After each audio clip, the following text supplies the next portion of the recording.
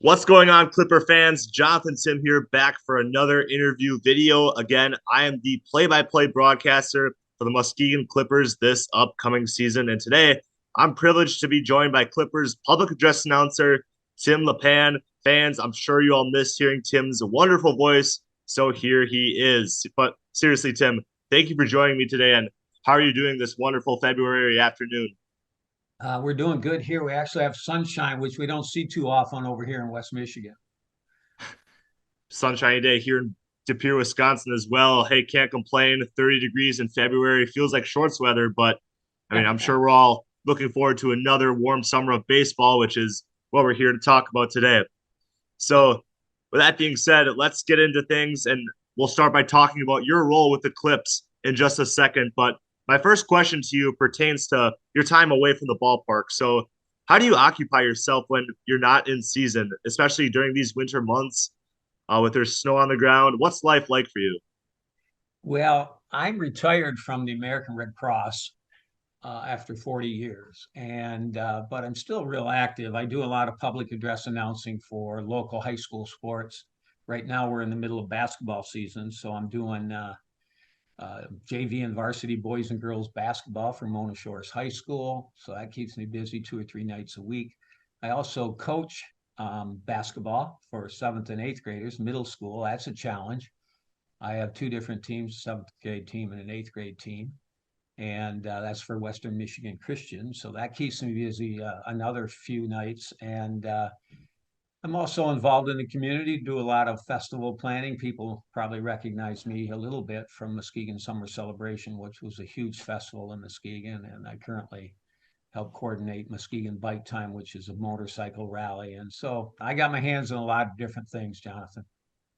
Good to see you're keeping up and staying active during the winter as well. And um, you mentioned you do PA announcing for other sports, so I mean that pertains to my next question, which is what I'm hoping will take you back to your early years. But ultimately, what got you into PA announcing in the first place? Was it something that you tried and fell in love with a passion for baseball, sports, or was it both? But please inform the viewers of your early days of announcing and what got you into this duty. Well, I don't know. That's a good question. I think I was asked a few times to be an MC for some events, and so that kind of got me started. I mentioned Muskegon Summer Celebration. It was an 11-day festival here in Muskegon that brought in national acts in during the summer, and I was able to help book the acts and produce the shows. But I also acted as an MC, and so I was speaking to 15 to 17,000 people every night. And somewhere along the way, I was coaching my son and all his friends in the various sports, whether it was soccer, baseball, or basketball. At some point, they got to the JV stage, and they don't need you to coach anymore. But they did ask me to announce the games, and that was the start of it. And so here I am still doing a lot of announcing for high school sports, but also the Clippers. And it's kind of an interesting story how the Clippers came to me, because apparently they knew I did a lot of MC work and a lot of announcing, and they asked me to join the Clippers. And I find that story a little bit humorous, but I don't know if we have time to go into it or not.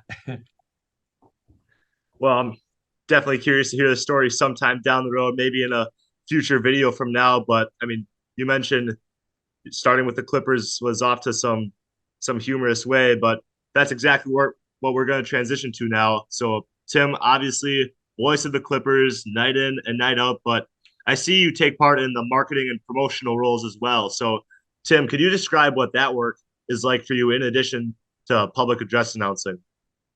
Well, yeah, my degree's in marketing, and got years of experience in that, and so been offering my some of my skills to the marketing side, whether it's writing the press releases, communicating with the media. I have a lot of media contacts because of my activities over the years. Also been learning social media a little bit, and so I work with Dan Kukowski, who you'll probably hear about. in helping promote the Clippers through social media and other things. And I can organize some community events as well to kind of make the Clippers top of mind. Last year was a real successful year where we actually committed to buying some billboards, and we had to develop some concepts for our billboards that would catch attention and pretty much tell people that Muskegon Clippers baseball was a real thing, and so that was very successful. So that's kind of what I do on the marketing side. Good to see a lot of diversity and roles within the Clippers organization. And now, Tim, I've done some public address announcing myself, and one thing I've learned, vocal health is extremely important. Even in my current role as a broadcaster for St. Norbert College athletics, the constant talking for hours at a time can be quite strenuous. So, do you have a strategy when it comes to keeping the vocal cords fresh? No, I don't have anything. I don't think about it. I just do it. So I don't know, but if you're going to get into broadcasting where you are going to be speaking a lot, it'd probably be a good idea to learn some techniques and keep those vocal cords fresh for sure. I guess one thing I've learned is just trying to maintain healthy breathing habits. And let me just say, on game days such as today, for me, lemon ginger tea is my best friend. Well, you're So right. Now, I do that, and what you're going to do for the Clippers, you're going to do a lot more talking than I do. I'm going to talk in between batters and just do a few announcements, but it's most of the other stuff that we do by using music and trying to engage the fans in what's happening on the field and frankly everywhere else that keeps it fun at a Muskegon Clippers game. So let's talk more about that. What are some of your favorite traditions that Muskegon has within the Clippers organization? What are some specific examples that you can give to the Clippers faithful on how you're going to keep them engaged in this upcoming season? Well, we do a lot of different things. When I first joined the Clippers, one of the things that I wanted to make sure that the Clippers we could at least talk about was that the Muskegon Clippers has to be more than just baseball can be times. And so, and of course, everybody wants a winning team, wants to watch baseball, and that's good. But really, the fan experience is a key part of making the Clippers successful. And so, I brought to the group a bunch of different ideas on what we could do to engage the fans.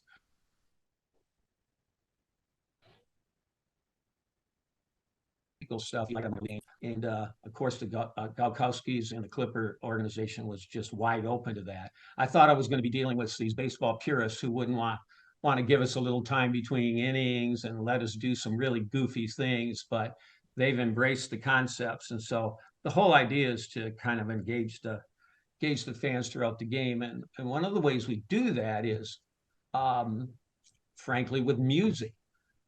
I can So we have sing-alongs where we engage the entire group to sing along, like Sweet Caroline's a favorite. Everybody likes to sing to that.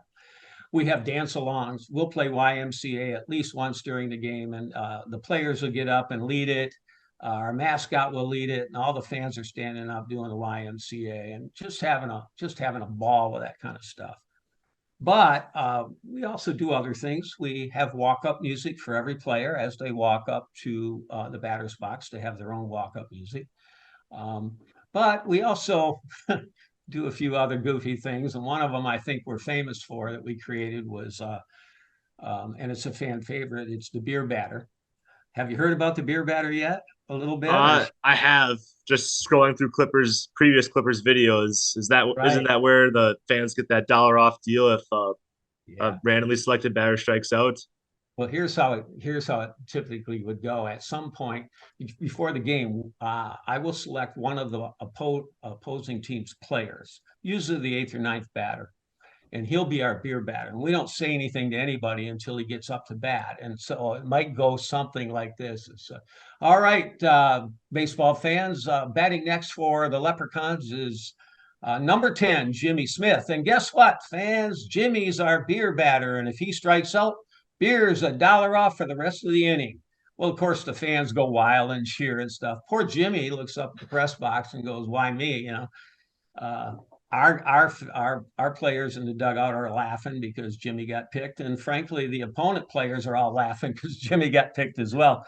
And so now the fans are hanging on every pitch. And of course, every strike, the fans cheer. And if Jimmy does strike out, then I play the beer barrel polka.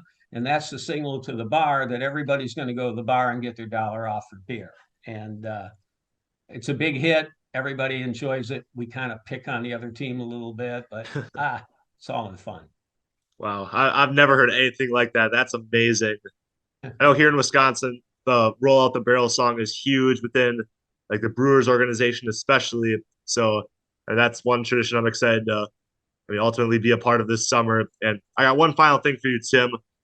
Tell us your favorite moment as a PA announcer, and along with that, your most embarrassing moments. All right, we all make mistakes. As a fellow announcer, I can say firsthand I've had plenty, but yes, most embarrassing, but more importantly, your favorite moment behind the mic at historic Marsh Field.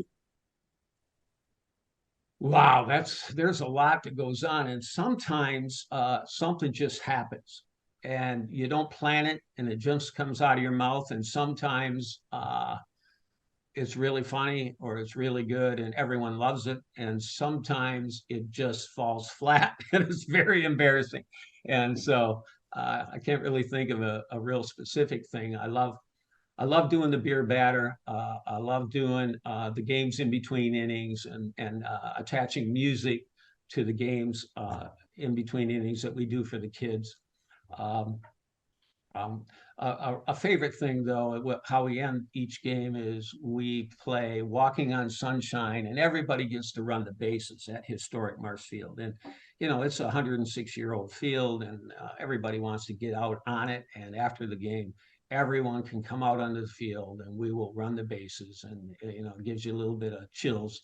I play Walking on Sunshine. I don't know if you're familiar with that, but it's very upbeat and fun. Uh, the embarrassing part is if I pronounce somebody's name wrong or I'm just say something stupid. Yet, even when you do that, Jonathan, it can be fun, especially for what I do. I'm not sure how it comes across on the radio and what you do, but with me, I'll just acknowledge the mistake, and people will laugh, and I think you endear yourself to them when that happens. Yeah, I'm a firm believer in laughing with people at oneself. It just shows a lot of character, a lot of humility, and provides entertainment for the crowd, just like you said, and just what you like to do within the role as the public address announcer. Yep. But hey, Tim, thank you again for joining me today. That's all I got for you. But again, looking forward to another season of Muskegon Clippers baseball. I'm looking forward to arriving in Muskegon come late May, and I'm sure, like I said, the Muskegon faithful looking forward to hearing your voice again on those summer nights. Well, thanks, Jonathan, and don't be surprised if I pick on you a little bit. All right. It's all good, all good. I'm sure I'll find some find some stones to throw right back at you. Got it. Fair enough.